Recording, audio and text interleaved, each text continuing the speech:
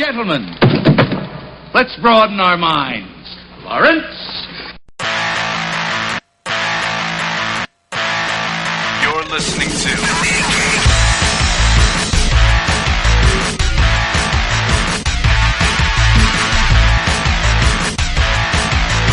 Comics Podcasting on the Edge of Civility.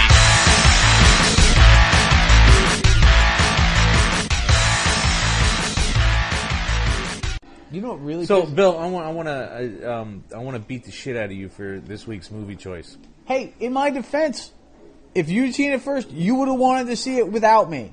I probably would have. So I don't feel that I did wrong here so much as was wronged upon. Well, either way, wronged upon, you have wronged upon me now. And so, even though Felicia Day is pretty cool running around in tight jeans, I can't Not salvaging this lump of It's shit. not salvaging Red Werewolf Hunter. Hate this movie. And here's my point on this. I mean, Yeah. everything about it sucks. The effects are terrible, the acting is worse, the writing is god-awful. Yeah. So the highlight so far is, oh, hey, nice jacket. Costume choice is apparently, what we get. And these are the worst werewolves I've ever seen. I've seen Howling movies. The CGI is appallingly bad in this thing. They would have done far, far better with simple, werewolf suits. But here's my thing. Felicia Day is supposed to be, a fangirl, and a smart fangirl. Right. Like, make good choices. Felicia Day, says something is good. It's, you know what I mean? Like, iconic for her young age. Yeah. She picked this. I guess everybody can make mistakes. This is not a mistake, dude. This is career suicide. It's not, of course, because no one will see it. And the few people that will be like, but it's Felicia. It's alright. Like they're doing with Smith. Which I'm not watching, by the way. Smith? Yeah, Kevin Smith, Comic Book Man. Oh, I saw tried part to of watch one. it, but it turned out the DVR did me a favor and doesn't want to play in my room. So fuck it. I watched part of the second episode. Yeah? Because we were live tweeting. By the way, we do this. Live tweeting. During Walking Dead. Yes. And it came on. I'm like, all right, let me give this a shot. And it opened with, like, people come into the shop and they talk, and there's a lot of geekness, and I don't care. You don't care. I don't. I so don't care. I know 6 dudes with varying degrees of beards that I can talk shit with. I don't have to watch it on television. Too true. But some guy visits the shop, and this felt... He was driving a replica of the 1966 Batmobile from the movie, from the TV show. Really? Signed by the designer of the car, He was Adam driving. West, and Burt Ward. He was driving a '64 Ford Futura, tricked out. I don't know if it signed by was the actually cast. a 64. I mean, they didn't go into detail of what car it was built Well, that's around. what it is. Oh. But, and fuck you for knowing. But he went there looking for classic 60s action figures. Werewolf. So this just... Werewolf. Their wolf. This stupid woman doesn't even hear her own enemy coming through the door. So, yeah, he comes in looking for 60s action figures. And they had a, in the box, $6 million man. Right. So they're driving his car. Like, it felt so forced and unbelievable that this randomly occurred. Yeah, that doesn't sound like anything that would ever happen anywhere. That's just so weird. All right, Grandma, you're supposed to be a werewolf hunter.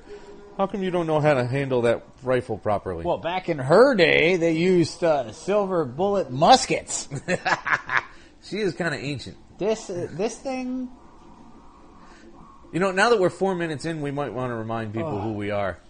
Hi, kids. This is episode 97 of The Mean Geek. What? Comics podcasting on the edge of civility. Oh, I'm past the edge today. It's been a rough one, has it, Rev? This movie sucks like 2 fucking hookers trying to save each other from snake bite. Wow! Damn!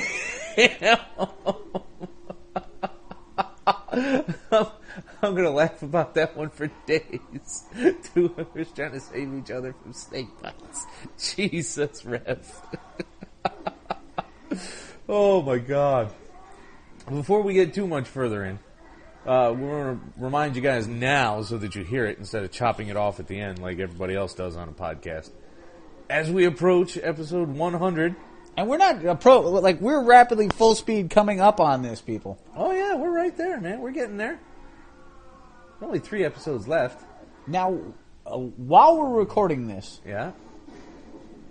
where are we in actual podcasts that they can listen to? What's the last one up? Tomorrow, being the 22nd of February, we'll release episode 92. So yes, we're several weeks ahead. So we're going to have to stop Stop what? and let them catch up for people who might be waiting. Because how do we do the giveaway at episode 100 if they haven't heard all this? That's why we did it 10 episodes ahead. If they waited till episode 99 before they said anything, that's their own goddamn fault. You know? If they didn't know about it till 99, well, sorry. I apologize. But my send point you a is, fucking cake. we're talking about, as these episodes go up, Yeah. you can win this. Yeah. They've been hearing it for 6 You- episodes. you're at not this- following me At there. this point, they've been hearing it for 6 episodes. But So this is once just we've one given this more stuff away, reminder. we're still posting that you can win this, which is not really good karma, I guess. That's why the next episode, we stop reminding them. Oh, How okay. simple can it get? Work it over, why don't you, Rev? Just overthink shit. I got it planned out up in this motherfucker. Okay, well, that's the first time for Shit. everything. Hey.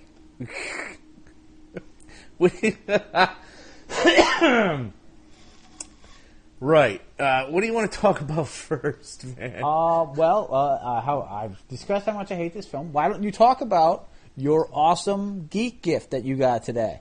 I got an amazing thing from the Rev who just happened to find it for a disgustingly cheap price. And, of course, that's going to put me in his philosophical debt for another decade. Yeah, well, There is apparently it's a book club edition, and I don't know enough about book club editions to make it matter, but it's tremendous to me that I now have original printing? Is this like... 1967 first printing from what I can tell. 1967 first printing, Dangerous Visions. 33 original stories edited by Harlan Ellison. Take a look at the names. There's some incredible names in here, way in the back. Brian Aldiss, Paul Anderson, J.G. Ballard, Robert Bloch, of all people, Jonathan Brand, John Brunner, David Bunch.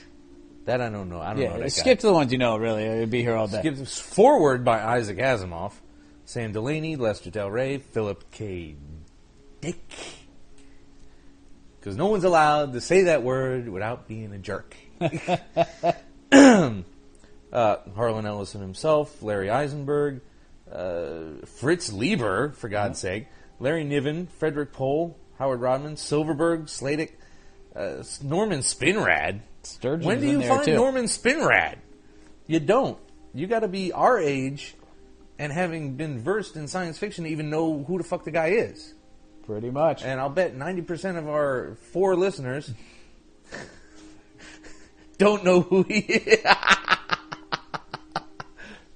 Trying to figure out how much of that third person that takes up. I think it's a trunk, 2 legs, and 4 fingers. That's my math. Theodore Sturgeon, who's always a good find. And Roger Zelazny, who I've never been overly impressed by, but have not been horrified with. I can say I've read no Zelazny that wasn't fantasy-based. So, Yeah. I mean, I'm not too familiar with his sci-fi work, but I'm not really up on the sci-fi work to the degree you are.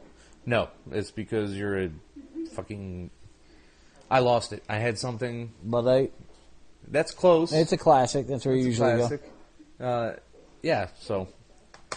That was nice. There you I go. enjoyed that. That was good to have. Thank you very much. go. De nada. So, in other news... I have no other news. What am I kidding? There's no news. Not news we care about. We do have a question, however. Woohoo! One of our good buddies over at Comic Cabal wants to know, And this is something that apparently is very important and needs immediate discussion. Oh, I cannot wait to hear this. Which he wants to know who'd win in a fight, because that begins every geek conversation on the fucking planet. Pretty much. Or who's hotter. Well, yeah. That Kevin Smith had that one covered last week, apparently. Who would win in a fight, Jake Lloyd's Anakin or young Indiana Jones? Okay. Well, that answers that question because... Well, already? The answer there is are two in the young question. Indiana Jones. Really? Oh, I see. The TV series one or the River Phoenix one? Well, no, not even that. But the TV series was two different periods. Either there was the 9-year-old, and I'm probably Oh, that's right. or the 17-year-old. That's right. So in the case of the 17-year-old, you've got to put him up against Hayden Christensen with actual Jedi powers and a lightsaber. That's rough. All right. It's like, It's I'm not going as to whip clear- you. It's not as clear cut as I was going to make it. Thanks, asshole. But he said Jake Lloyd, which means now you've got a chubby fat kid in a bad helmet who can drive really fast versus a scrappy American kid who owns a whip. I'll put it on the whip. Yeah! In 4 seconds. I'm going to kick your ass. I can build a robot. Great, you can do that after I kick your ass. Do I even need to contribute on this one? Well, it's clear cut. This is not a chicken or the egg kind of thing. It is now. I mean, now that you've broken it back down again.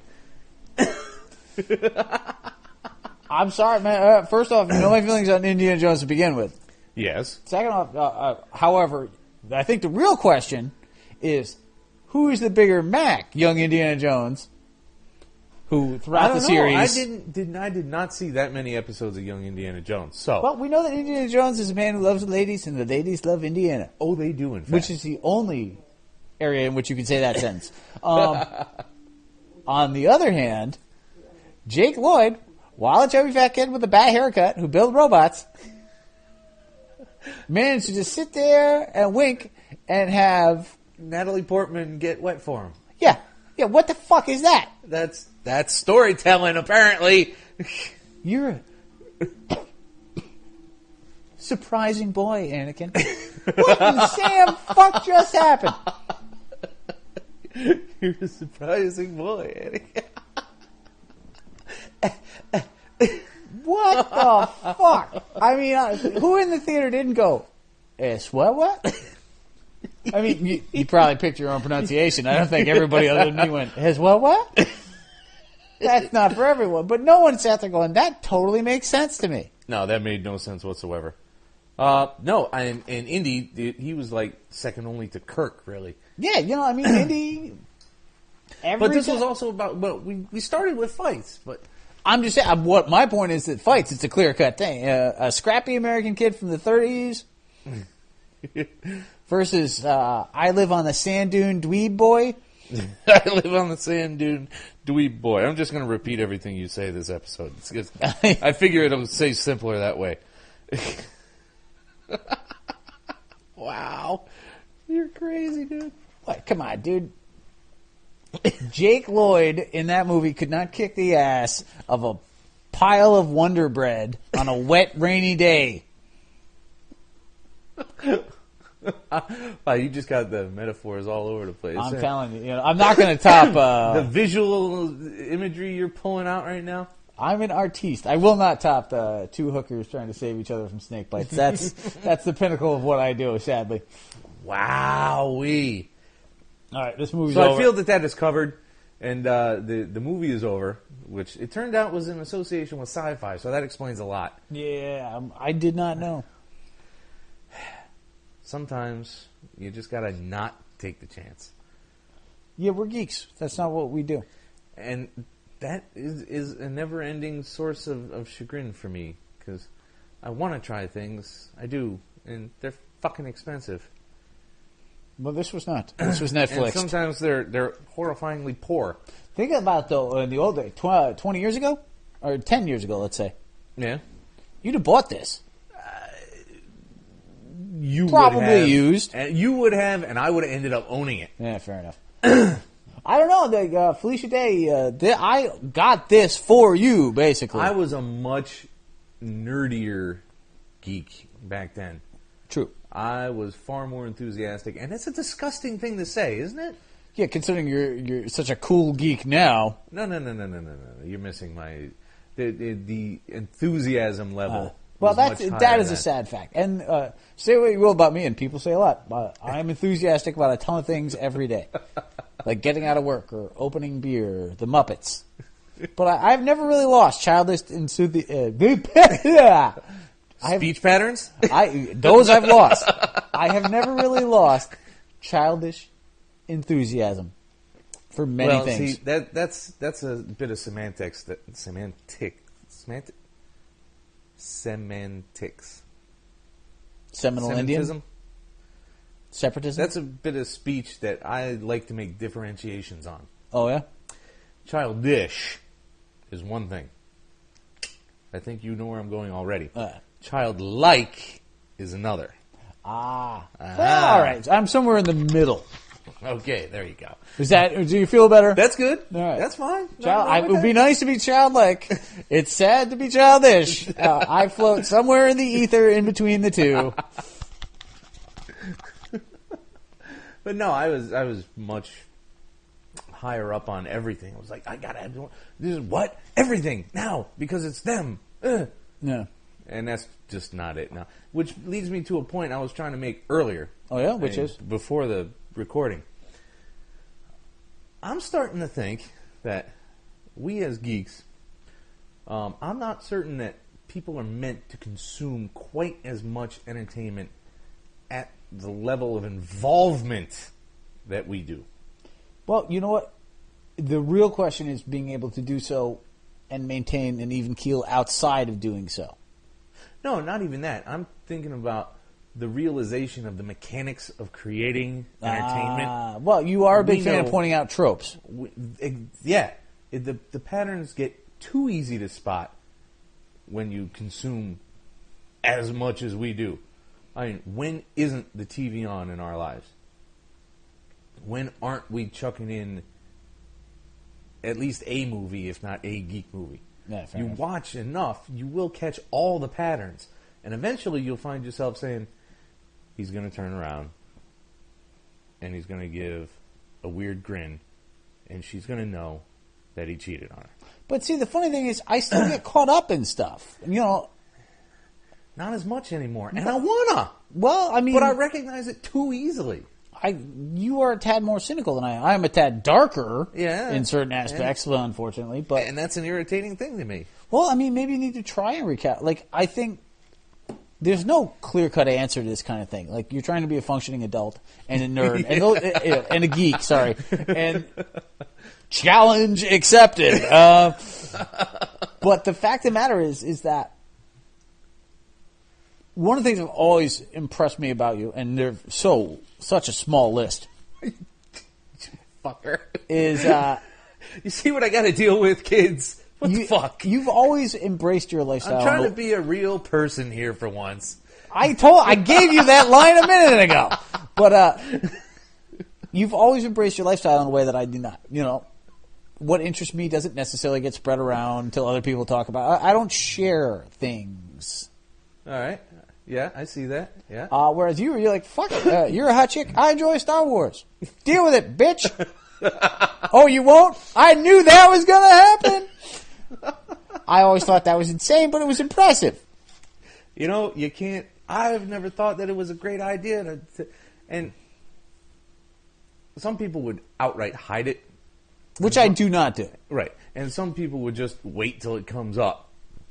I tried to wait till it comes up. And it never changed anything. Also, in your case, it would come up a lot faster, you know. Well, I mean, people would come flat out and say, what are you interested in? You know, I can't say baseball because I want to put a 22 in my mouth when a game's on. You were a little more dedicated. You had, as a nerd, you a geek. You differentiate in a way it's not that different. But you had less interest outside of that, which is no longer the case. Yeah. You know, you've kind of branched out into sort of, like, you fence now, for God's sake. Which is still geeky, but an entirely different spectrum. Somehow, if a girl walked up to you in a bar, like, "Oh, what are you interested in?" I can now say fencing. Which sounds remarkably better than, "I collect comic books and fix computers." Like miles apart, sentence structure-wise. Well, I guess he moves anyway. Yeah. I mean, you Really? can't do it in the house. So But you then know you where get to the- put your foil, sir. Yeah, see, suddenly you get the... you get stuck with the sword jokes. And Franco goes in where the others have been. Oh, the things you've done to the Dirty Dozen. Disappointing.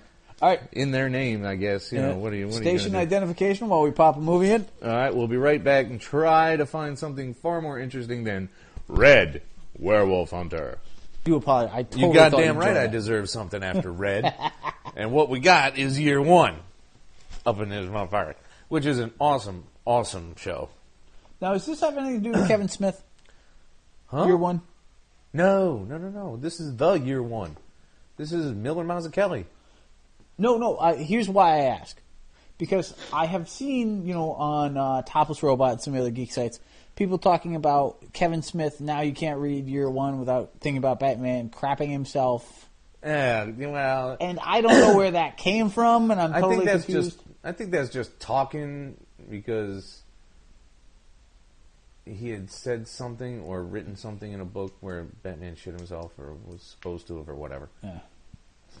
It's not relevant. No, this has got nothing to do with him. Fuck that fat fuck. Wow.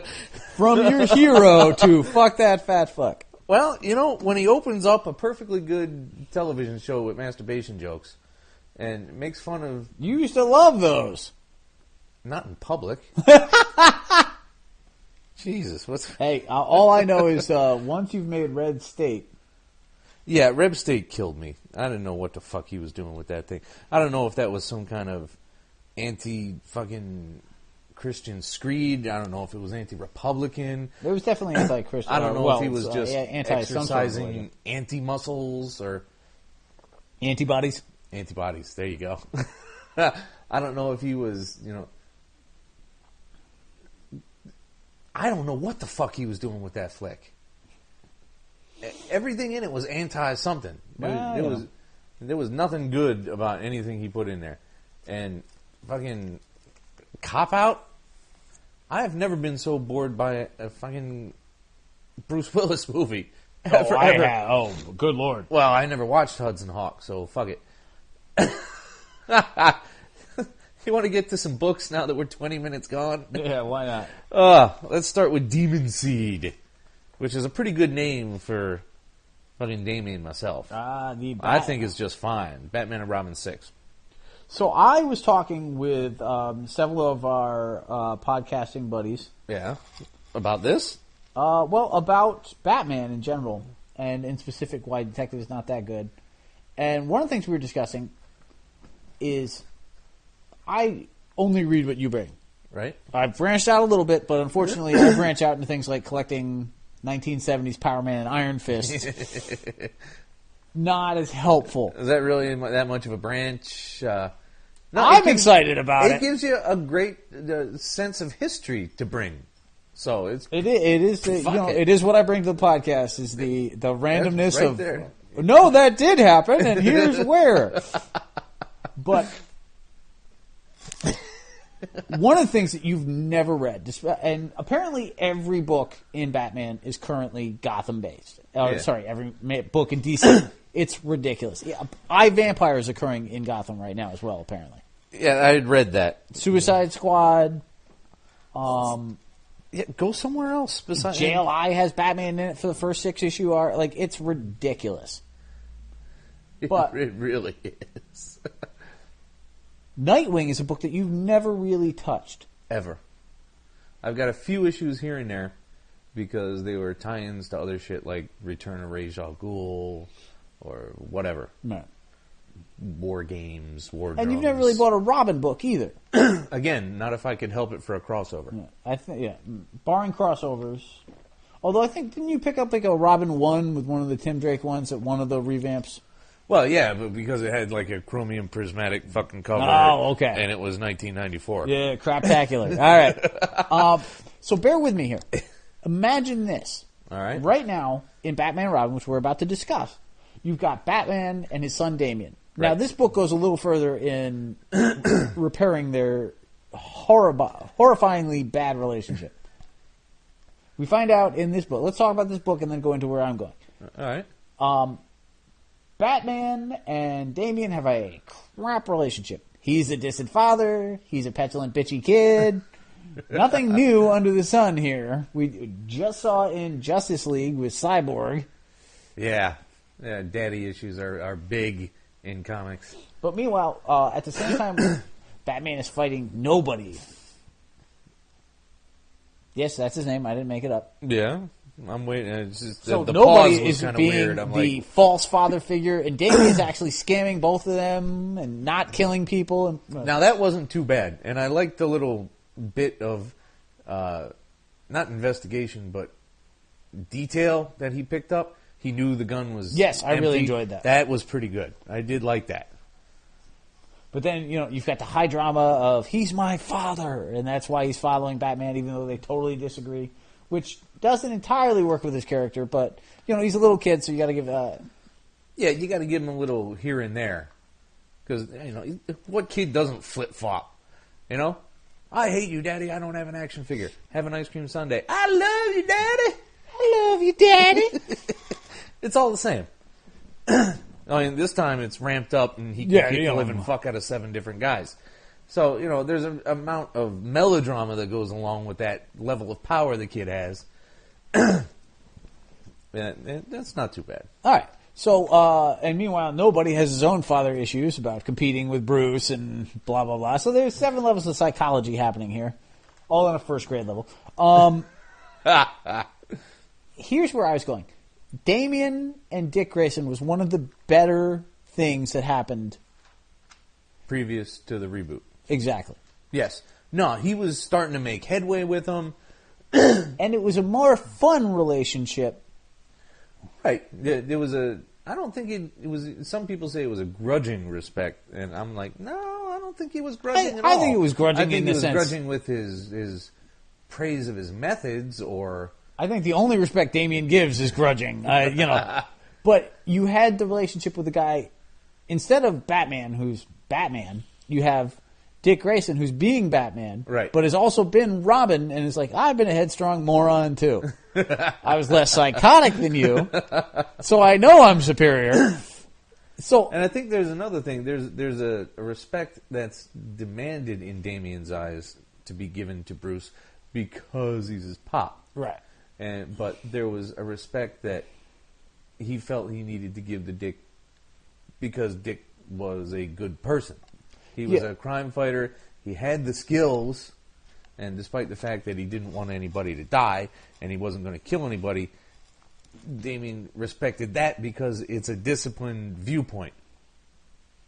Well, also, Dick Grayson empathized. Batman does not empathize. No, not at all. With victims, theoretically, in the middle of the night, actually probably at like noon, when there's no crime.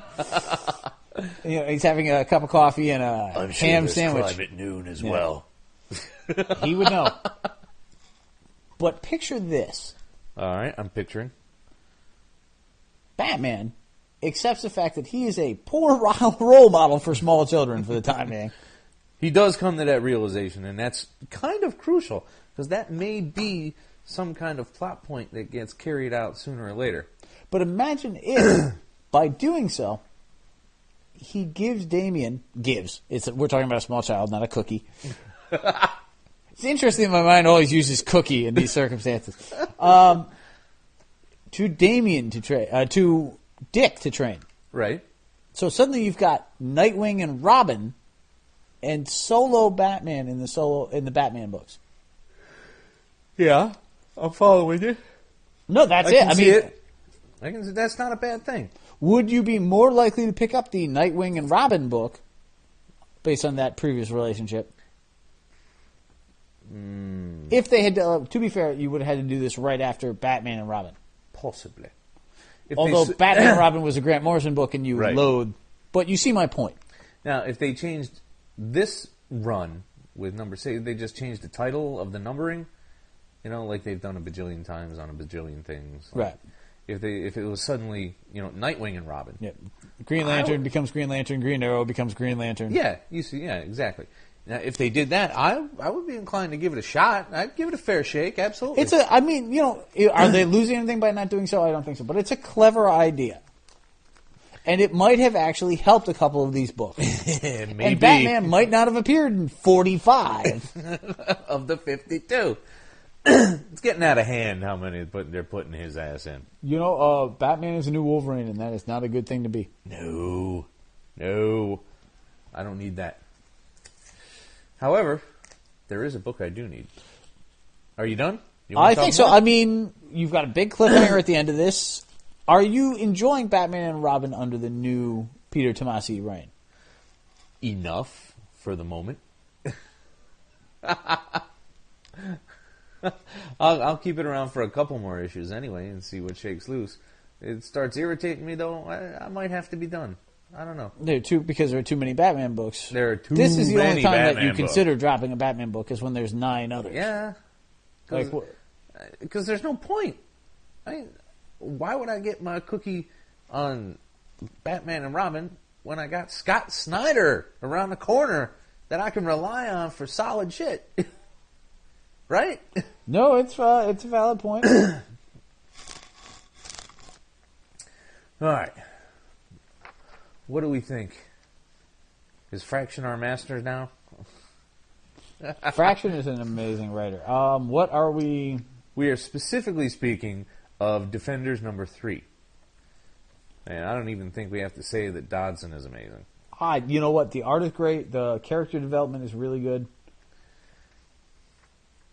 I really like this book. I think this is a book well worth looking into. My only question is...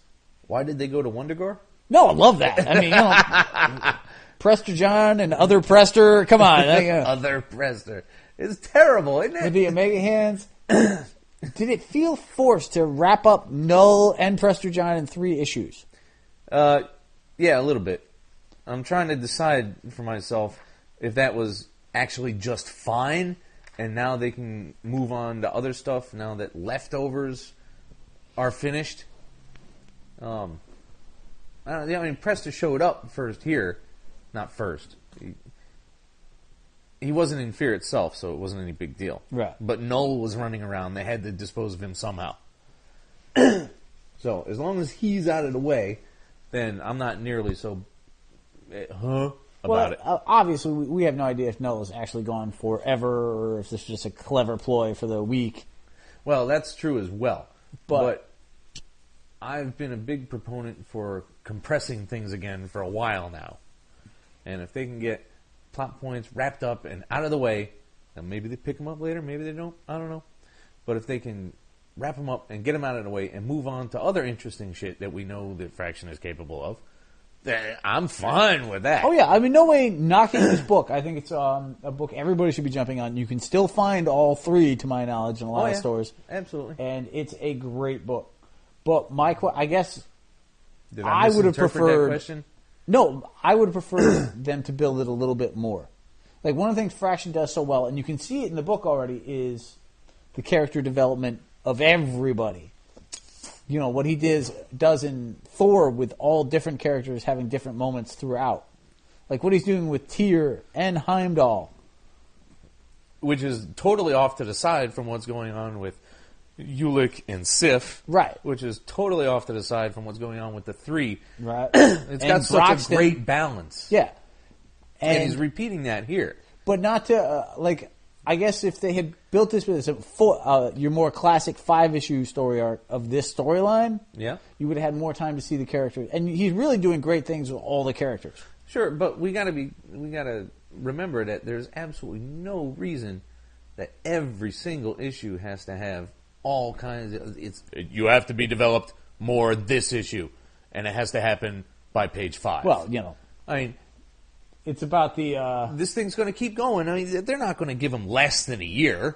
No, it's true. I mean, that gives us 9 more issues to find out more things about the characters. And they're already in the middle of the next caper at the very last panel of this with the stealing of whatever the hell machine that is. Whatever the hell machine this is. It's Strange as 11. Strange as 11. I like it. But, I mean, I love... Every character is a little bit intriguing, but not overly so yet. Right. Nobody's coming through to the fore and saying, this is, Doctor Strange and the Defenders, or this is Betty Banner and the Defenders. No. And at the same time, not one of them is the king character yet either. Right. Like, well, that's what you're saying. But none of them, he hasn't overly developed one at the expense of everybody else yet. Right, and I'm very happy about that as well. It's not like many of the Avengers books over the years where it's like, and here's another Hawkeye story. Yeah. And here's another Hawkeye story. And don't forget the Vision and his fucking half-imaginary kids. No, all... I guess you're talking about it from his perspective. It's half imaginary human kids. I prefer half imaginary robot kids, but to keep from the Vision's viewpoint, you got to look at it from the other angle. You got to turn the corner. So I'm totally happy with it. I don't know how much longer Dodson's going to stick around because he doesn't seem to have a long-term track record. I don't know. I mean, I'm not that familiar, being as it's an X book and we don't read them. Now, actually, I don't know how long he's been hanging around on. Because if he had the full run with Fraction on that, then maybe he's more likely to stick around. Right. Plus, but he was over on Wonder Woman and didn't last very long on that. I do think though, like this is going to be a fun book to draw. Like these are five dynamic characters. Like very vivid. There's a lot of creative muscles that are going to get exercised drawing this book. Plus, these are all guys that no one's doing anything with. They tried to get Betty going in the Hulk, but it's the Hulk. I mean, you've reestablished Doctor Strange in the Avengers book of all places.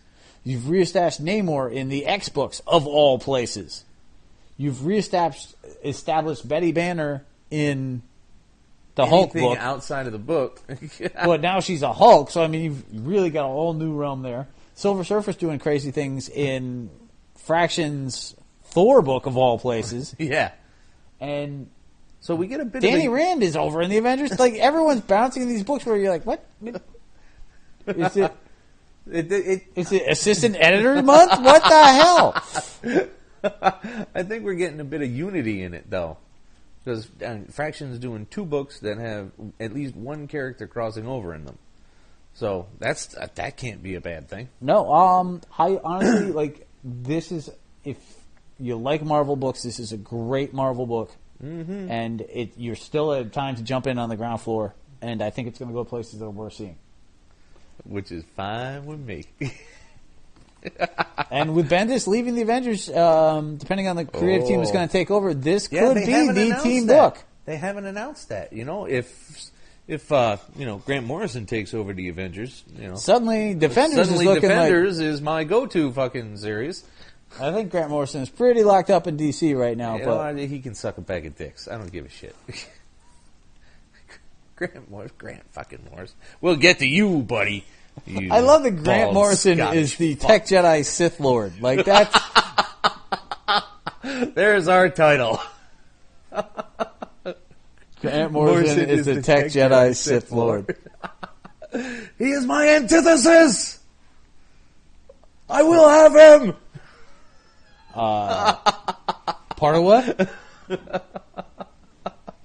I said you speak my language. I don't have a segue for that one. No, of course not. There's no segue possible. Dig up the Star Wars book. I'll cover. La la la. No, why do you want to go to the Star Wars book? Because that's your segue from Sith Lord. Nah, it's too late, man. I had you, dude. I was doing the Smurf theme and everything. Too late. It was already too late. Man, I sung the Smurf theme for nothing. You and Mick Jagger, a day late and a dollar short. I don't even understand that reference. That's actually a quote from a George Harrison interview from like 30 years ago. Why do you know that? Because... and this is how it ties in. Because Weird Al chopped it up to make it sound like it was something entirely different on Al TV. You have serious emotional problems. Oh, we don't have the time to cover that. Give me a fucking beer. IPA or Boston. Mighty Oak Ale? Boston. So Spider-Man, Does whatever a spider can. you were telling me earlier, and you didn't preamble it, and you didn't explain it.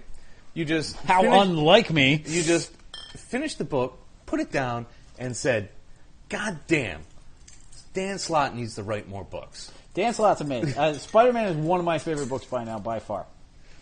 Thank you. Love my beer. I mean, is there a more fun comic book than Spider-Man right now? At the moment, no. Like, this is a 2-issue throwaway arc Yep. about him in a wacky adventure with one of his sweet mate scientists stepping into the future and finding out he's about to blow some shit up. Meeting Silver Sable again, meeting Flag Flag Smasher. Madam Web shows up to be psychic and annoying. He gets a little snog off of Silver Sable. That can't be a bad thing. Hey, you know what? I mean, He's not seeing anybody. He is single, and he gets to hang out with Mary Jane, who actually saves the day and reminds him that he's awesome. And even his scientist fat boy partner gets a date with another scientist. Scientist fat boy partner. Oh my god. Yeah, and it had some good character moments, especially those 2 whole pages with Mary Jane, like you said, reminding him that he's awesome. Did.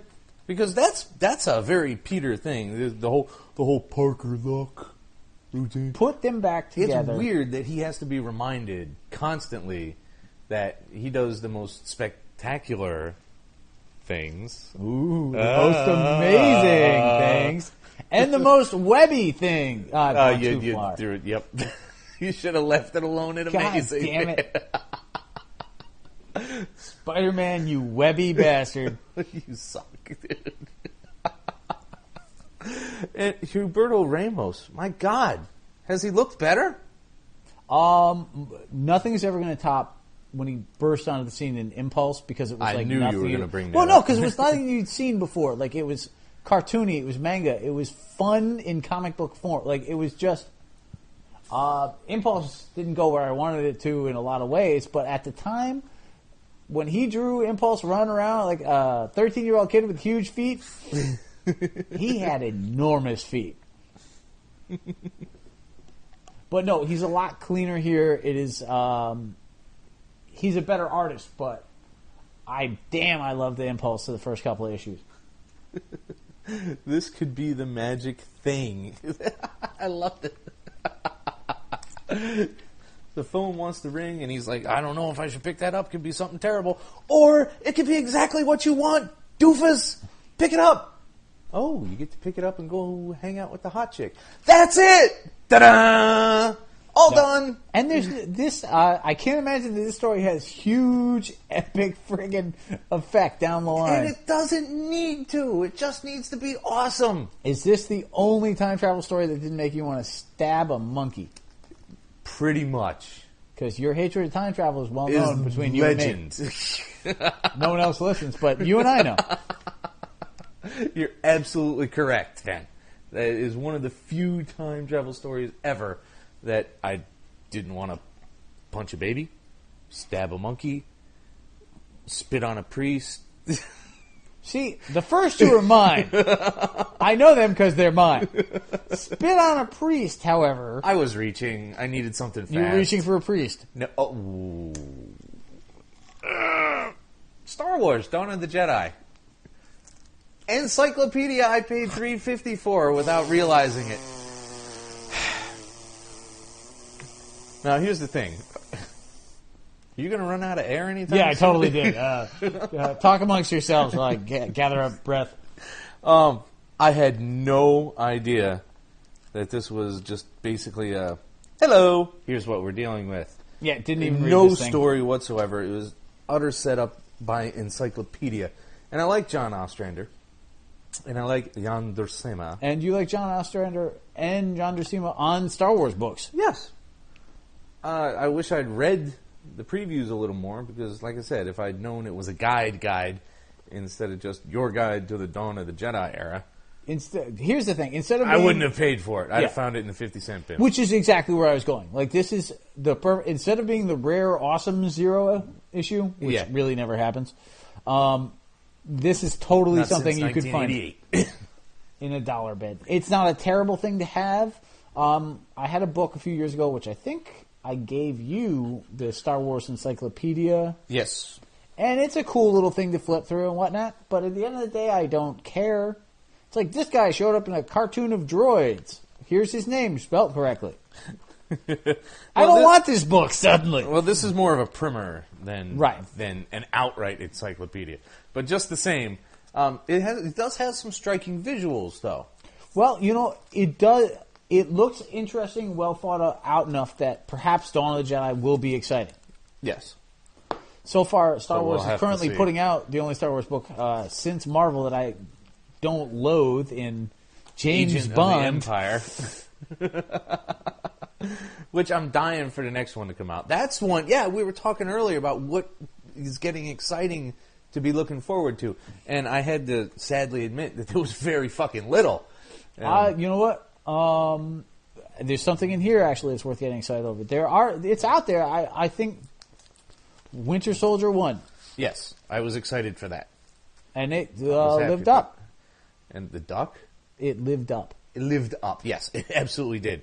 But before we run off over there, What do you got? the next book is one that has reached its nadir for the Tech Jedi. There's several in here for that, so Yeah. at least two. Well, unfortunately, I think this is a wrap-up story, which actually is not unfortunate. It's just about perfect. No, it's not quite wrapped up though. It's really, really close. But Batwoman number 6, which still has staggeringly amazing Amy Reeder art, it's not quite makes it up to J.H. Williams' art. No, I but mean, it's she's still a really talented good. artist, but I'm like, you took the one thing about this book I really like, the artist, and he's not here. Fuck you. I mean, they don't match up. They're on different scales. No, in but no way am I she is knocking her art really at all. good. And what I liked about Amy Reeder is that it was drawn and not painted, but managed to look painted in several places. Right. And Part of that was amazing coloring. This book has phenomenal Oh, coloring. God, yeah. It was Guy Major is just, I don't know what he's on. Leaps and bounds ahead of a lot of people. He needs to get on a couple of other books. But And that says a lot because we never talk about the colors. yeah, I think this is the first and only time. No, this Pasquale is Ferry. the second. So, yeah, wow. But I don't. They're not sustained. She's suddenly got this semi-cyborg suit and taking a hail of Oh, bullets that was in an horrifying. alley. So awful. And I'm like, I'm the bulletproof Batman. yeah. I mean, what do you do with a bulletproof bat person? I mean, they essentially just walk up to the guy and start punching him, and there's no danger there, and there's no interesting. It's craptacular. It's just like you remember in Frank Miller. It's like, why do you think I put a big target on my chest? Can't you armor can't my armor a head. Yeah, and suddenly she's running around in armor, and that takes away a whole lot of the tension inherent in getting down and dirty on the streets. No, you know what? Honestly, this armor is the equivalent of, hey, what if instead we gave Aquaman a hook that could turn into other things like grappling lines? It wasn't good enough that it was a hook. It had to do all kinds of funky shit. Like Yeah. suddenly it's got a heat ray, and it's got a grappling line that must have gone back up to his shoulder, No, for fuck's sake. appallingness. I just don't like this book. You know what I do like, though? Yeah. Is, and it took me a while, but there's some nice relationship stuff here with the father being with the niece Yep. in the coma, and her and her relationships with the police officer. The Maggie light Sawyer. moment, yeah, the light moments are done very well. Yes. And this is the first issue where that really jumped out at me, because in the past they haven't, the romance between Sawyer and Batwoman has been a little heavy-handed in places. A shall we little say. bit, yeah. They probably weren't trying to force it, but it came across that way nonetheless. I don't know. I just know that it didn't feel real. But this whole don't piss me off because I'll leave and I like where I am right now with you was a moment I could understand. Yeah, I've heard phrases like that come out of other people, not directly to me, but, yeah, So- that was very real. Instead of, a lesbian police captain dating a albino freak chick, I had two real people talking around breakfast. That was the coolest thing in this book for me. But I don't like it and I don't want to keep reading it. I don't know what else to say. Well, I've told you can boycott any issue you want. And, you know what? I have a job to do. I am... Are you looking at it like a job? It's not a chore. Really? Yeah. You brought me Buck Rogers comic books. Well, that was a chore. Ha! That was an effort, actually. It wasn't like, you won't get no pudding if you don't read Buck Rogers. It's not a chore. I do like pudding. Now, I mean, there are things about the book that's improving, but not enough to keep me interested. The art is by far miles ahead of the story, Yes. and I loathe the villains. The villains I can do without. That semi-retarded man-child that looks like a Which made bad no sense. version of McFarlane's Hulk. And now you've got some sort of Asian sorcerer who's causing the washerwoman, drowny, ghosty chick thing. Yeah, I don't have a need for that anymore either. No. In a tough economic climb, this is not a book calling my name. It wasn't anyway. I'm paying for it.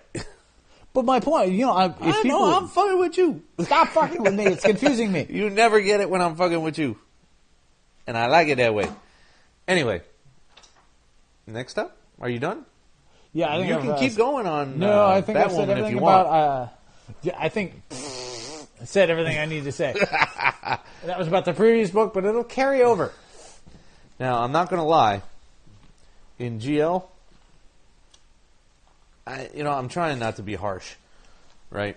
But I'm going to make it as clean and clear as I can. You are a mean geek, not a I not so harsh absolutely geek. fucking hate Mike Choi's art. Really? Yep. Can't stand it. It looks like it came out of an indie book from 1992. You know what? I'm going to have to relook at this. I don't remember hating. Well, you go right ahead. You have the option of saying that, no, fucko, I enjoyed it. But I really did not.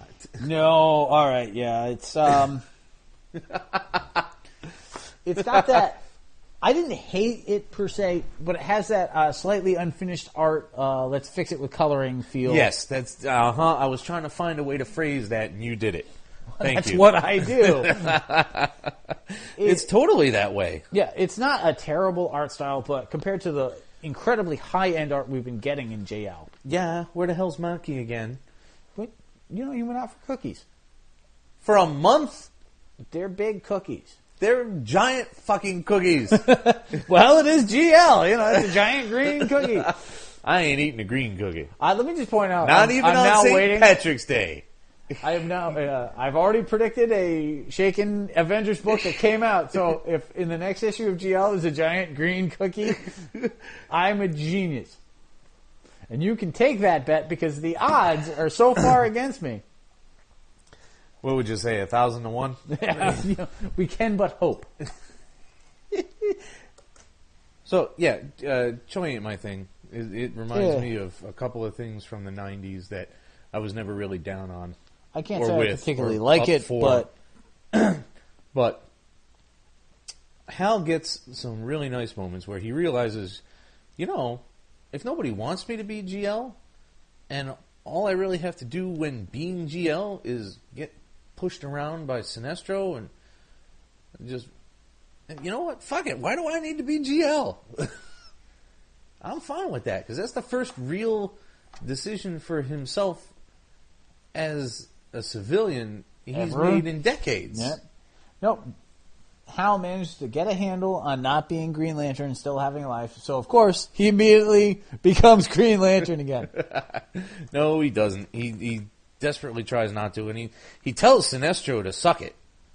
So, Yeah, well, that's going to so work. well, I mean, not at the end of the book, it isn't. Did you like the whole non-Green Lantern hero that Sinestro had humbled and ruined to the point where he missed Hal. Wait, what? Well, this whole issue, Sinestro was teaming up with somebody else, a hero that he'd already broken, like he broke Hal. Oh, yeah, that's right. Except this guy stayed broken, whereas Hal never does.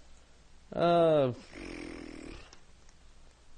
I like that it happened, or did I like that character I just thought at it was all? an interesting idea. Like, I just really enjoy what Johns is doing on this book. It's Starstorm.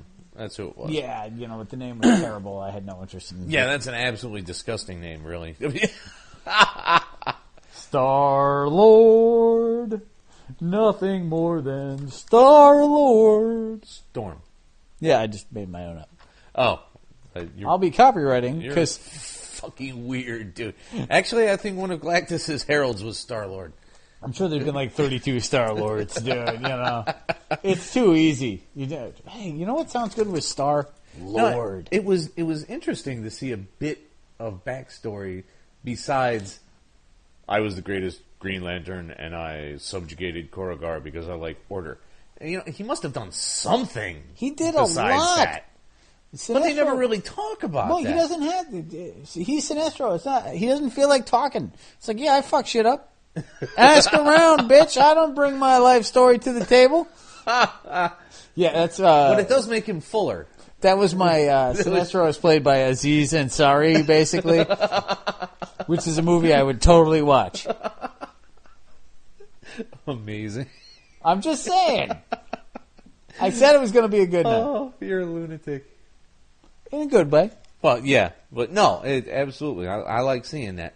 I want something more. I don't mind some villains being ciphers. Every once in a while, having a villain be bad simply because he's bad is okay. Yeah, no, sometimes, the lack of that, not everybody has logical reasons for why they do things. No, sadly. not at all. Absolutely not. But then there are people who can be complex and make the choice to evil. Sinestro has never been the Joker. No. And this just brings that home.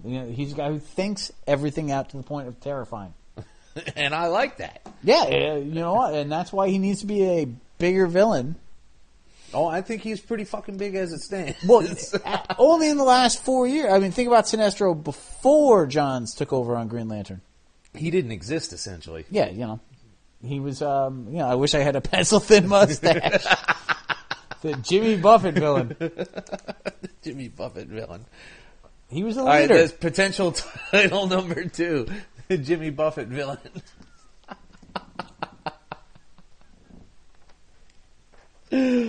Oh my god.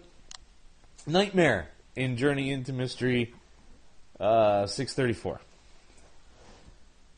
They start off with a scale, actual size of Fearlord, because he can't really scare anybody because he never fucking shows up. Right. So he's about 2 inches tall. And he recaps everything for us with Leia, Hellstrom, and Loki. And it turns out that, as we see last issue, Leia has become enamored of chocolate milkshakes. Well, who wouldn't? Well, yeah, I mean, I'm down with chocolate milkshakes. I love that, we've got dead children, we've got Hellstorm coming, and you the first thing that you choose to fixate on is the chocolate milkshake. It makes her a more complete person. She hasn't had time to experience the joys of childhood There's inherent a lot. in a chocolate milkshake. There's a lot. So Loki has brought to her a taste of humanity. You know what? She got several in this issue, okay? Her enjoying Hellstrom with his shirt off was a whole different level of enjoying humanity. Well, girls do mature faster than boys. Oh, good God. See what? Oh, good God. No, there's some really great things in this issue. This is such a good book to read. It really is. There are so many things happening, and they're all done well. Like, you've got... Just think of the little moments that happen. Hellstrom attacking Loki only to find out it's an illusion, and the illusion is telling him it's an illusion while Loki runs away. That was brilliant. Awesome. Hellstrom wanting to kill both Loki and Leah till they start squabbling like 6-year-olds, allowing him to realize, oh, you really are children. It's all there. It's brilliant. The level of nightmare that Loki has and the depth of thought that went into the writing that went into that night, like, everyone he's fucked in the recent past is showing up in this nightmare reminding him, oh, you fucked us. We're not forgetting it. Yeah, great to be Believe the new me. Loki, but not if you're me, or me, or me. Hi, I'm Thor. Still And dead. Before we forget, those 3 panels with Thori. Oh my God. Will you be my master? Please, sir. I can't believe that So I'm he's enjoying a not hellhound this much. He's not an endless well of evil. He is. He just wants to team up with somebody else who also is. I don't know that Hellstrom is an endless well of evil. When's the last time you read anything that involved Hellstrom? He was in Avengers a couple years ago, wasn't he? Real quick. Like, no, he was. When they were trying to shake out Sorcerer Supreme. True. He was in the running for it, and he's like, I don't want that fucking job. Okay, that cleared up his character deeply.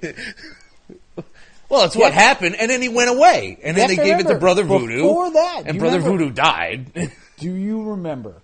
I'm going to keep saying this till you stop cutting me off. Do you remember who was writing Hellstrom No.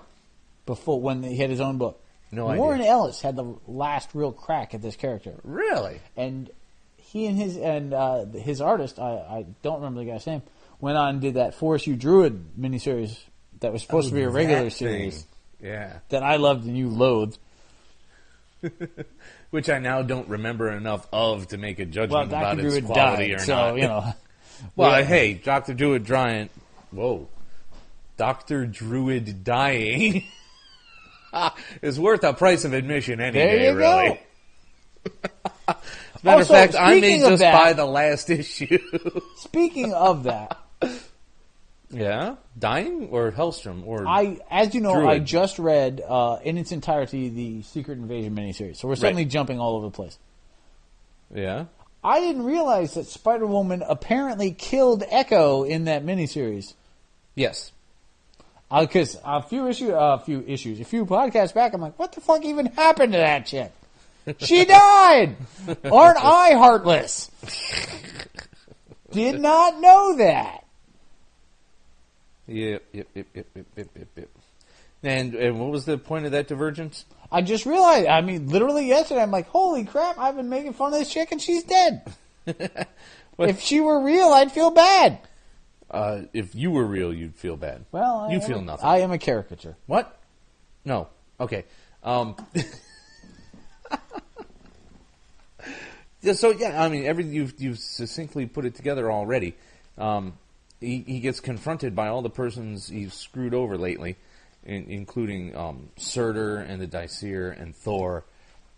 Although, to be fair, it's not really all the people. Well, not all the people, and not a huge scale of. There's quite a few more you could slide in there. Then it turns out, of course, that it's not really Leia. It's Nightmare, who is kind of, what was the last good Nightmare story you read? There was a good Nightmare story. That's my point. There are some characters who exist merely to show up for a few panels to make things curious, and they never go anywhere after that. I don't have a real problem with Nightmare. He's this uber-powered Sandman type character. Yeah.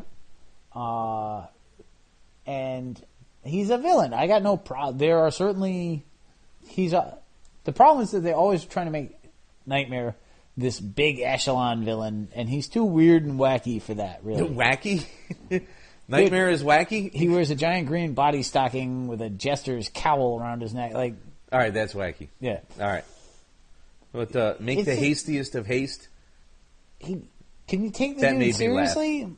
I mean, I always You like... can't take Nightmare seriously. You're absolutely right. I do like the fact that they play into Nightmare and Mephisto. Like, he's played in that realm. Uh-huh. He's a player in a cosmic villain level. But he's not my favorite, and I think he's more annoying than anything else. Yeah.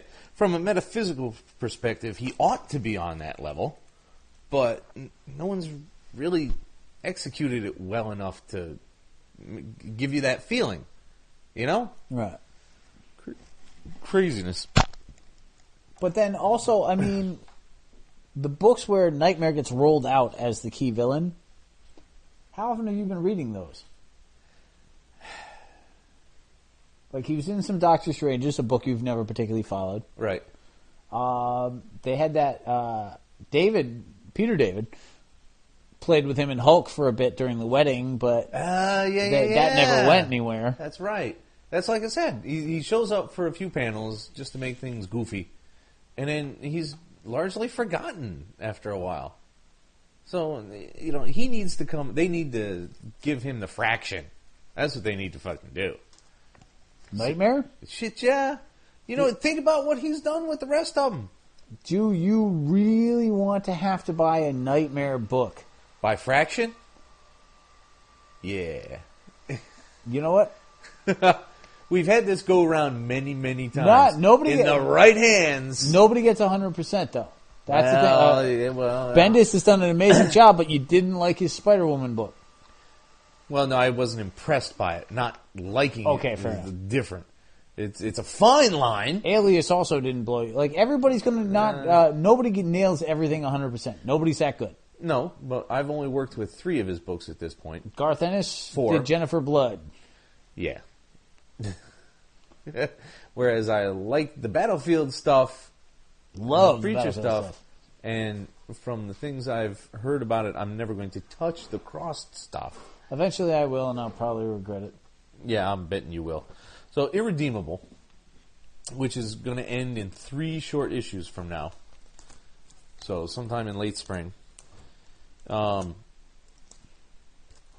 It's kind of backstory explainish, kind of. It's kind of a weird mishmash of recap and flashback and origin story again. I'm a little bit confused. No, I'm not going to lie. I have not read every single issue in between here. Not that Last much I has knew, happened. they were still trying to break out of prison, and then they had broken out. Like, there have been jumps here or there. I swear to God, I had I almost said broughton. I had brought you the gaps I had filled in a month or 2 ago. No. I swore I did that. No, I know you had mentioned that you filled them in when you Yeah. went to Sarge's, Right. but I haven't seen them, which is fine. The whole space prison thing had made for some nice stuff. Yep. And then he came back stronger than ever and realized that he was what he was, so to speak. What's that mean? I totally missed that there was a Huckleberry Hound in this fucking movie. Holy crap. And Elmer Fudd! Holy shit. Now, there's some really neat things that go on in Irredeemable. Incorruptible does not have quite the reach for me of the two, but that's ending as well, so you'll be okay with that. can't have one without the other, really. No, there's no point.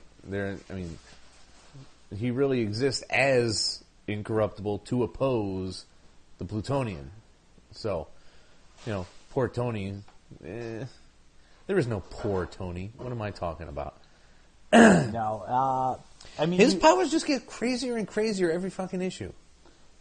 That's the thing. Like, they don't. He's ridiculously powered from day one.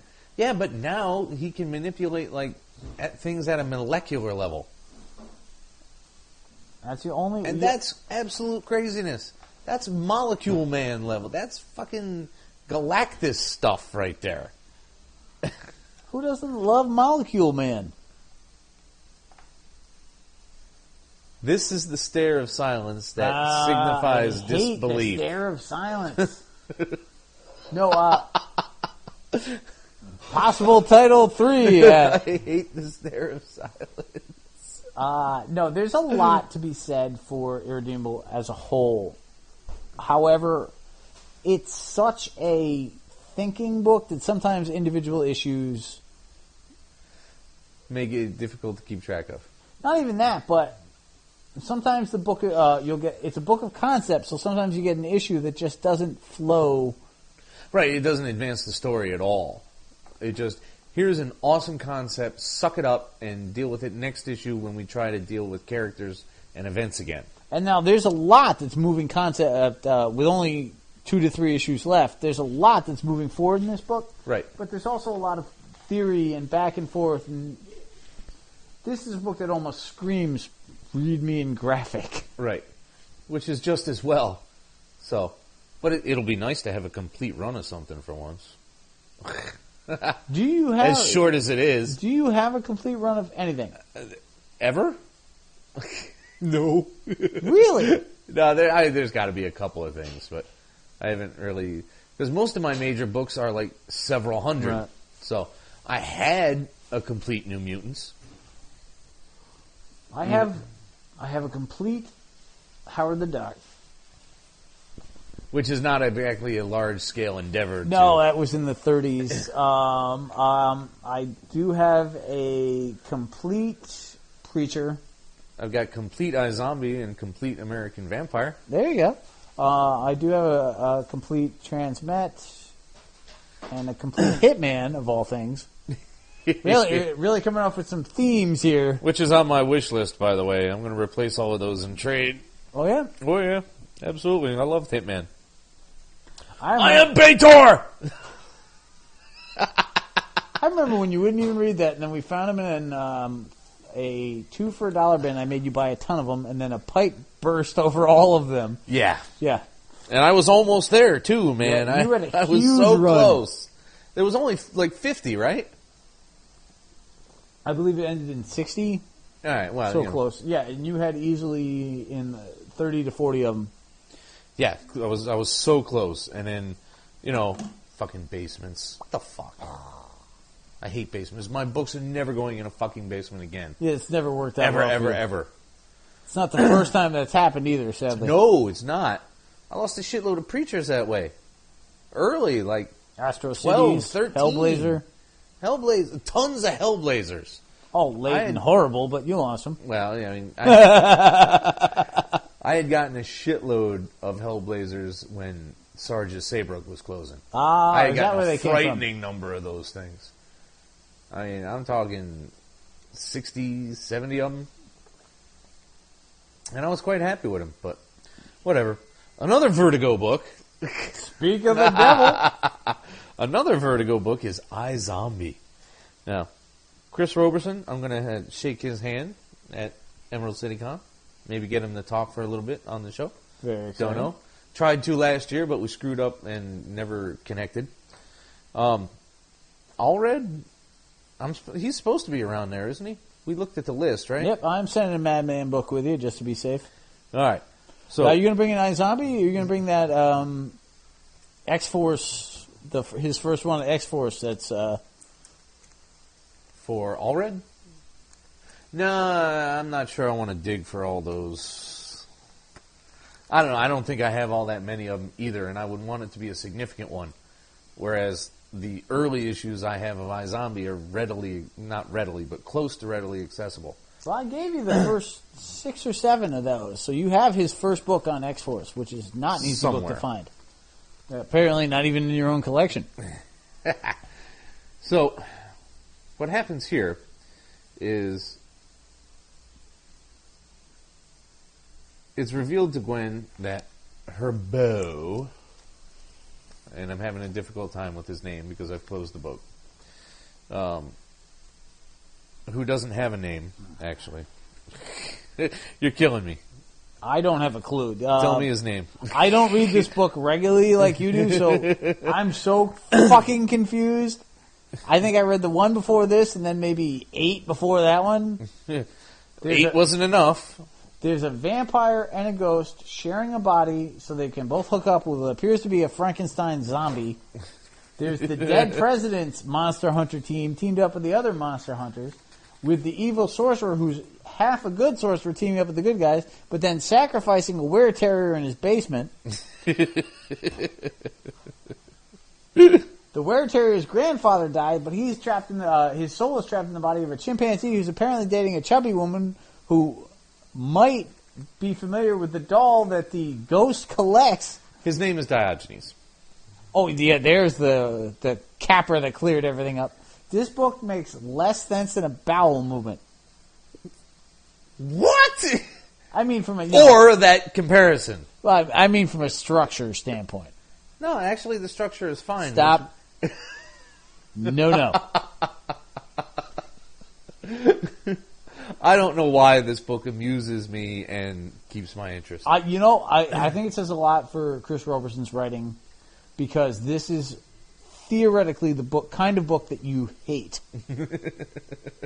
It's quirky, it's odd, it's confused, and you love this book. I don't think it's confused at all. Well, you've read them all. Well, yeah. All right, I'll give you that. You want me to get the rest of them out? There's only 2 more issues, and then I go to trade. So, you want that? You know what? Let me think on that one. Because at this point, every time I think of this book, I'm like, what the fuck? There's a government organization and a pseudo-corporate organization that are all monster hunters, and they're both courting Gwen, and maybe they want Diogenes as well. Diogenes is in love with Gwen, but Gwen has been given a psychic vision by Aemon about Zetalu, the Lovecraftian menace, cracking through the sky, who came previously during the fucking Spanish expansionist period in South America. Dude, the fact that you're even saying this... Like, don't you just want to cut to the scene from Scanners where the guy's head explodes? I don't know why I dig it. That's just one of those things you just dig. I think it says a lot about Chris Roberson that you do. But you shouldn't. I mean, I'm not knocking the book. I'm just saying, theoretically, if anyone were telling you about this book on the train, you'd be like, get the fuck away from me. And don't do drugs. Well, this is what happens when you take the chances that we were talking about before recording. And you find things that you love. Yeah. It doesn't have to make sense, necessarily. It's true. I prefer when things make sense. But no. It makes its own kind of sense. Yes. Internal logic is more important than comparison. You are just not having a word. A terrible day with the English language. Yes, today. it's rotten today. Comparative logic. See, that's what I was looking for. You use computer language too often, my friend. Oh. Go to the fucking bathroom. Fuck up. Did you really just try to turn on subtitles for Hong Kong Phooey? Hey, I don't get to hear it because we're podcasting. Dude, it's Hong Kong Phooey. I'll tell you exactly what the fucking dialogue is. Oh, I'm going to swab now because I'm Hong Kong Phooey. Hong Kong Phooey, number one super guy. I'm the cat, so I'm going to let him out of the filing cabinet. I'm Hong Kong Phooey, so I'm going to jump around on my racist fucking Chinese mobile. Why am I the only person who likes Hong Kong Phooey? There were only 33 episodes in the entire run. That can't be showing us a quality show. I mean, as a cartoon, at 33, there might be 16 hours of actual episodes here. And I'm not sure that this is any more racist than Charlie Chan and the Chan clan. Oh, no, that was horrible. No Charlie Chan apologist here, man. No. And right now we're seeing a commercial for Honest John, the giant tile-wearing used car salesman who is going to cheat everybody. I think he just got robbed, actually. He got robbed. Oh, my God. The backgrounds are so terrible. Dude, don't stand on the mop. Mr. Janitor Man, I'm mad because you're mopping. I'm going to push your nose in. Hey, I will say, before this, I've never realized how stoned Hong Kong Phooey looks. That's intriguing. The sergeant is rather John Goodman-esque there. Yeah, he really is. Wow, suddenly the casting for Hong Kong Phooey, the movie, makes itself clear. But I tell you this, little switchboard operator, kind of cute. John Goodman, Anne Hesh. No. You can't put Anne Heche as a fucking phone operator in a cliched 60s show.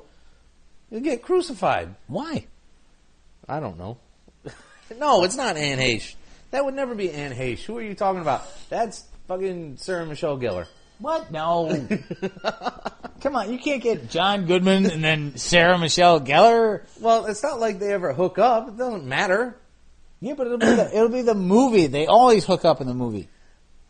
The fat sergeant guy and the...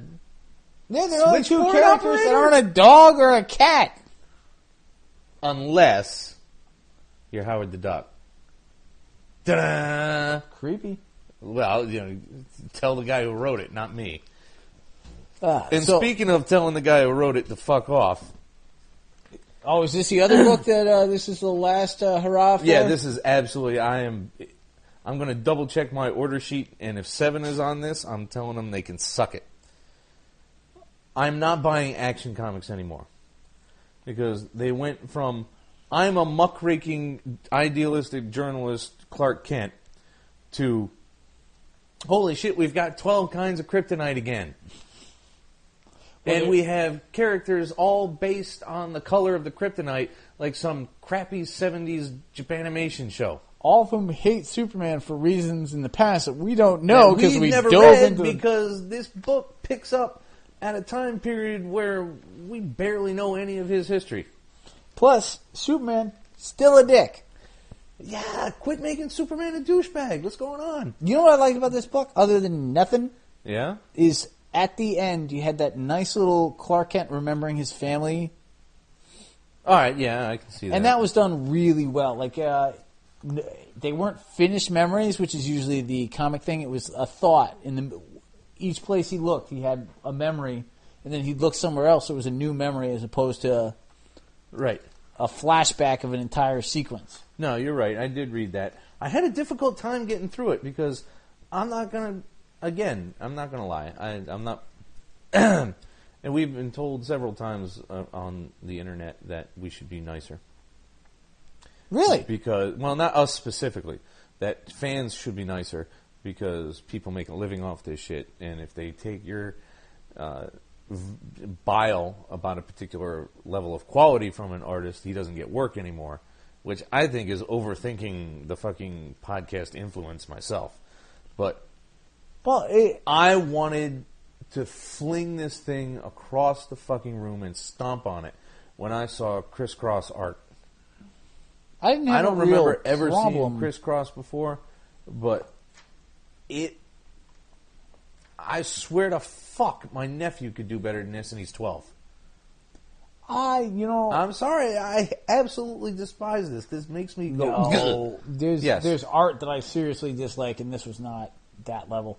All right, But in terms of the look other at point, Clark right there as a little kid. Take a good long look at that again. he looks like an 80-year-old midget. What do you want from me? There's no line weight to that thing. There's no line quality to that thing. It's like, did he have a fucking inker on this thing?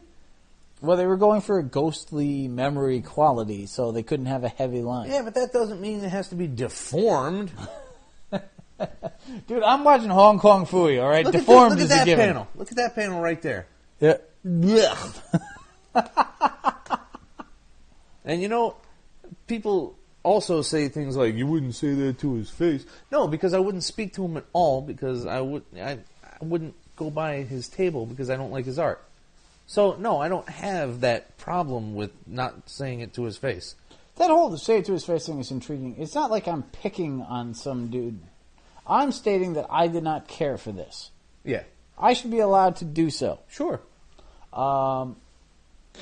If not, I paid, or in this case, you paid. But I have occasionally paid for things, and occasionally I've disliked them. Yeah. I owe this guy his living. No, absolutely not. That's inaccurate. So, but on the other hand, like, if I met him in person, would I be like, "Oh, I hate your art"? No. I also don't tell family members I dislike that I dislike them. You know, keep that shit to yourself. There's a basic civility should be respected. But we're not keeping it to ourselves, are we? We are putting it out in public. Oh, I see. A little bit. But I still don't care. But he put this out in public, so that's my counter argument as well. But no, back to the actual story. There's some craziness with a worm, which may or may not be Savannah. Not Savannah, Mr. Mind. There's craziness with the Saturn Girl and telepathic. Saturn Girl is the telepathic one. Yes. Cosmic Boy is the and magnetic Lightning one. Man. And Lightning Lad or Lightning Man or whatever the hell they're calling him these days. Absolutely awful. And a dinosaur. Now, I don't mind dinosaurs. I would think it was awesome if we had more dinosaurs and more comic books. Maybe not necessarily Devil Dinosaur. He's actually going to be appearing in the Defenders. If anybody can pull it off, it's probably going to... Wow! Backpedal at... No, that's visually you can't see the bold, italicized underline that if was. If anybody can pull it off. There's a lot more accent on the if there, I'll give you that. Yeah, I'm trying to emphasize that one big. I don't want to yell. But I'm still stuck on the other thing, because the whole idea of podcasting, Yeah? we've chosen to review things, which Right. makes us, of a sort, critics. Of course, totally crap critics, because sure. we're You know. unpaid, no one cares for our opinions, no one listens. But I should only be positive, because otherwise I could affect them? Yeah, absolutely. I need to I've think on heard this. that in that argument almost without modification. I've heard several times. From who? From other podcasters, from posters on forums. If we affect someone's as yet unpurchased opinion of a book, and therefore they don't buy it because we disliked it, that guy has lost income. So we have to be nice and only say nice things. Well, see, here's a couple of points on that. One, no one listens to us. This has been established. Two, if you're capable of your purchasing decisions being influenced by us, you're in the wrong fucking hobby. not at all, dude. I totally think more people should listen to us. But if the artist / writer / creator of something is creating something that can be so easily swayed by us, You gotta wonder. you've got bigger issues. You know what? If I tell you I hate Fraction's book, are you going to stop buying it? Not me. I have repeatedly said iZombie confuses the piss out of me. And you wouldn't buy it yourself if you had an option. But have you stopped? No. And who's your best friend? It's you. Fine, I'm not going for that. But my point is, in general, you trust my opinion in a lot of things. Yes. But I still have mine. Right, and that's all I'm saying is that you've got your own opinions. If you're listening like, oh, maybe I shouldn't look at that, always look. Oh, yeah, you got to give it a fair shake. That's why I take the chances I take. That's why I've had to read all the crap I've had to read. Yeah. And by the way, if I in any way affected the finances of people who created Blackhawks and Man of War, Yeah. Yeah. result. Result.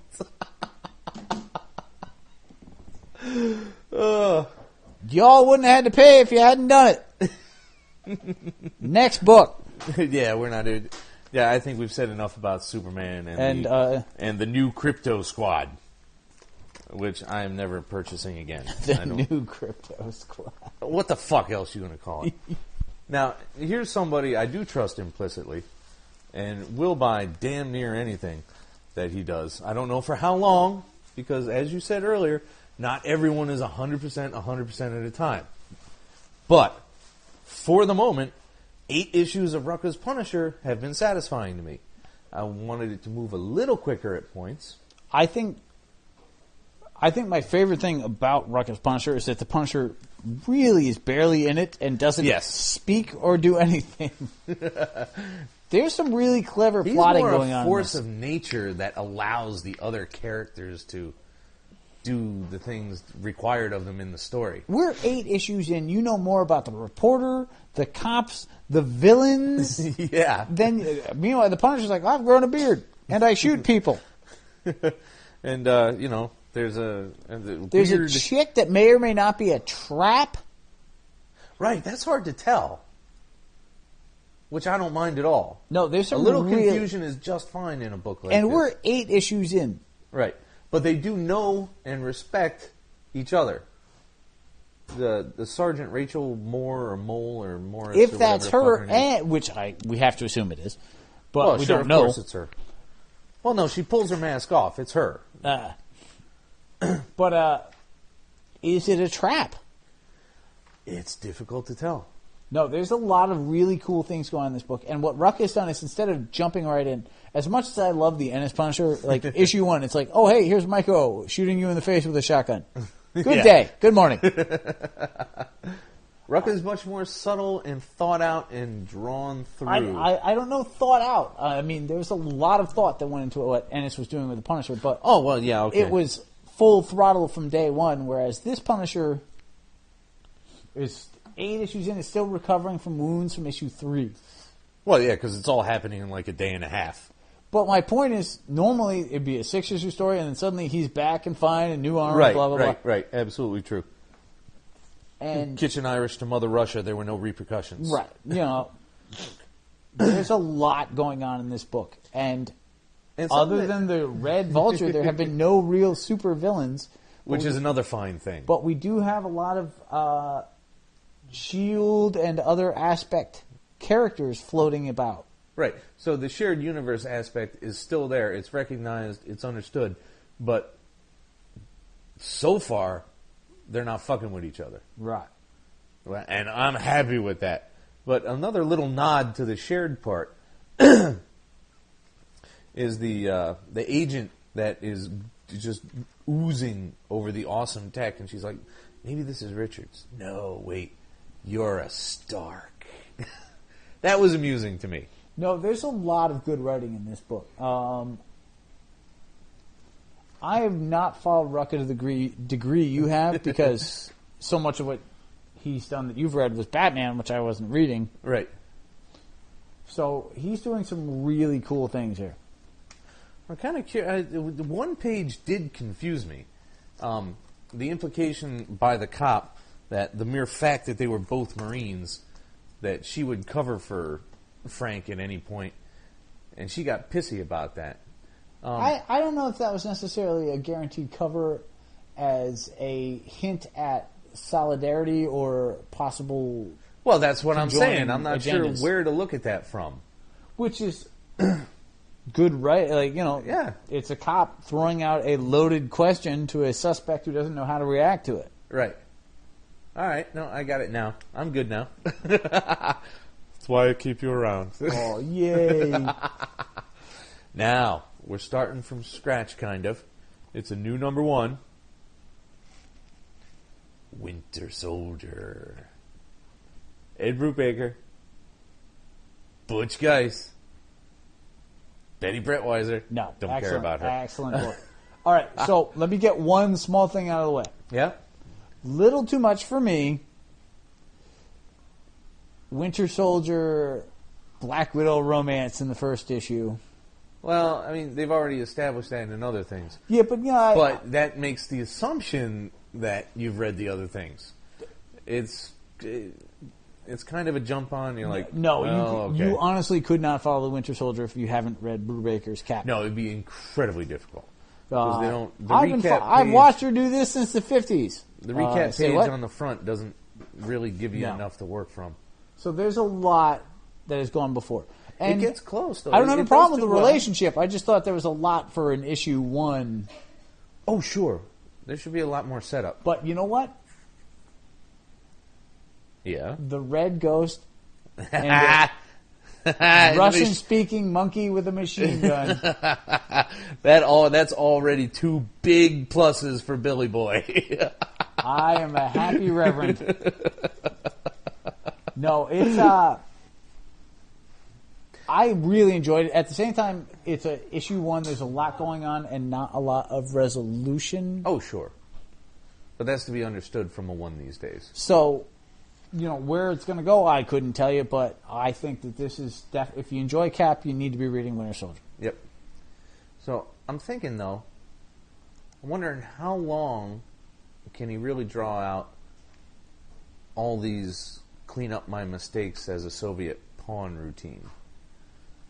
Because how many other Project Zephyr people is he going to be able to take out before it starts to stretch credulity? No, I mean, there's a lot of sleeper cells in history out there. I assume that he'll hit a lot of other things as well. Oh, I'm sure as shit hoping, because that won't last. Resurrection Man has spent a lot of time trying to figure out who he is.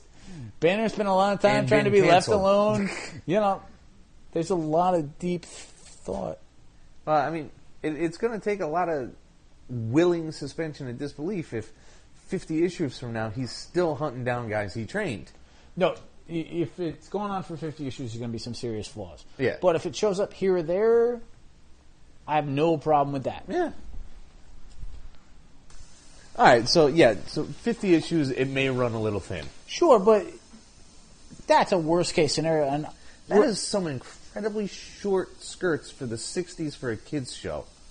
You could get away with that kind of stuff back then. Do you know what? Have you seen? That reminds me, and we'll get back to Winter Soldier in a second. But stream of consciousness. We're jumping is pretty from much Winter where Soldier we to live. short skirts. Where else? I rewatched Buck Rogers a while ago. Yeah, you on mentioned Netflix. that on the podcast. That it was much They had sexier a than you thought. Frightening. I was surprised how much skin and tight outfits they got away with in 1980 on primetime network television. Well, it was staggering. I'm like, they really let him do that? I can't believe they made Buck Rogers in the like, first I'm place. friggin' enjoying it, but I can't believe they did it.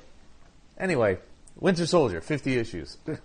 No, the thing is, we're talking about Ed Brubaker, who's done phenomenal things in Cap. Yep. Like, I just recently read, and you've been buying Cap almost since the beginning of Brubaker, if not from the beginning. Right. I've gone back far enough that I could afford.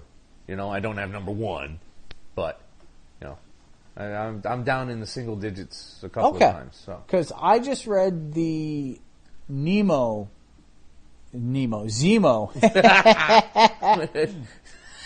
I made that mistake too a couple times.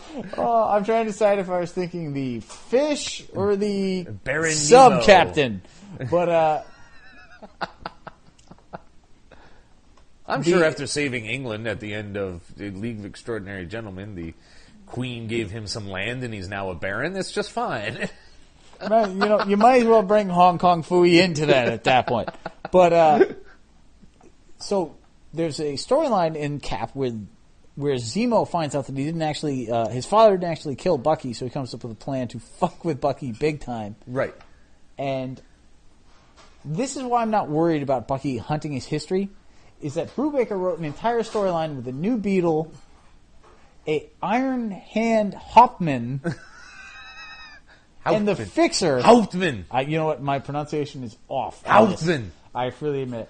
And it was phenomenal. It was. And Zemo's whole plan is not to kill, it's to make you feel shitty about yourself till you want to die. Was that really the plan? Yes! Are you sure? Yes! He strapped him to the same rock. He's like, it'll blow up. If you feel like getting off it, you'll have time. But will you feel like it? Holy shit, I think I just found out where Clevenger got an idea. Holy crap! Wow, there's a robot tearing through entire watercolor houses in Hong Kong Phooey, and he looks like a prototype of fucking Atomic Robo. Wow. And some weird pervy pedophile guy driving the van with no windows. Awkward. Hong Kong Phooey, bastion of quality 70s And entertainment. still looking stoned. This was 74. Did you catch that copyright? Yes. That's insane. I was 3 fucking years old. I was 2. Insanity. You want to call it even, or you got something else you want to say? I think we've said everything we have to say, and I have Hong Kong Phooey to watch, so... Yeah, so that means I'll be going home. All right, kids. Enjoy yourself. Let us know you're around. We'll get you some shit. Wiki, wiki, wiki. Bless you, fuckers! Trying new things. It totally didn't work. No, I know. Have a good night, kids. Peace. Peace. I just said up yours, baby. The Mean Geek is recorded live at the Reverend Mad Duck's apartment whenever the hell we can get to it. You can find us on iTunes, Podcast Alley, Facebook, Comic Space, our own site, www.themeangeek.com. Subscribe to us through RSS, and most importantly, find us as a proud member on the Comics Podcast Network. Contact us directly through email at themeanergeek@gmail.com.